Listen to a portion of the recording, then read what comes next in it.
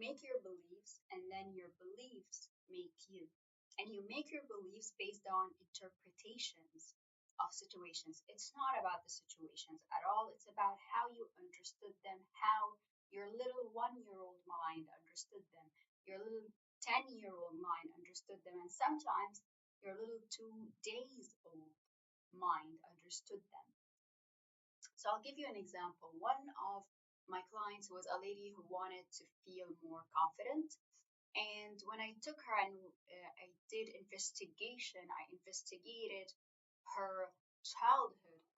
We saw a situation that happened when she was 5 years old and she fell off the balcony that was like the first floor and she didn't feel pain or she stopped herself from feeling pain. When I asked her, how did you feel? She said, nothing. We investigated one more time and we went back to one more scene of her childhood or her early life, and we went back to a scene where her 16-year-old boyfriend was breaking up with her. She didn't feel pain.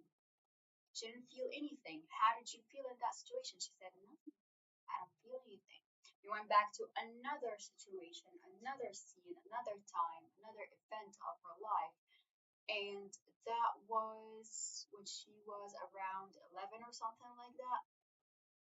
And there was a fight in her school, and kids are, beating each other up, and it was a whole situation. And she was just watching and didn't feel anything. She was watching from afar. She wasn't in the situation. She was just watching what was going on, but she didn't feel anything. So when we looked at those, it's like you're rewinding a movie, right? So in the first part of your life's movie, you have those three scenes where you didn't feel anything. And now we have storytellers call it act two, right? Or you could call it the middle of the movie. Now we are in the middle of the movie and you don't feel confident. In the start of the movie, you didn't feel anything.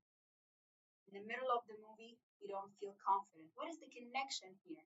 And that's when she realized, like, oh, that's why I don't feel confident, because I'm stopping myself from feeling in general.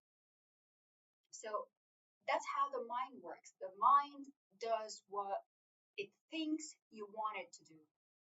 Her mind didn't want to feel pain, didn't want to feel the pain of her boyfriend breaking up with her. Her mind didn't want to feel the pain of falling over the balcony.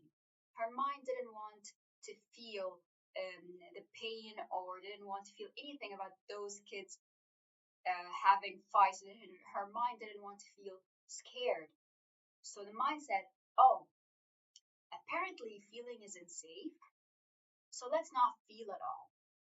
Whether it's pain, whether it's being scared, whether it's confidence, whether it's anything, let's just not feel. Her mind wanted to protect her. Her mind did what it thought she wanted it to do. And when she realized that, she was like, well, I'm a grown woman now. She was in her 40s. And she was like, well, I'm in my 40s now. I don't need that anymore.